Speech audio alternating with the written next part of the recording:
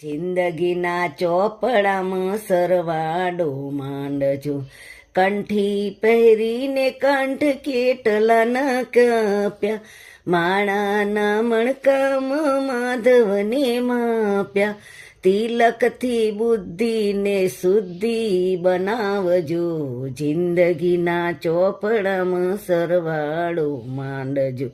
ગીતાની વાત કહો કેટલી પચાવી, કેટલી કુટેવ કાઢી કેટલી બચાવી, સ્વાધ્યાયથી જીવનને સુંદર બનાવજો, જિંદગીના ચોપડામાં સરવાળો માંડજો.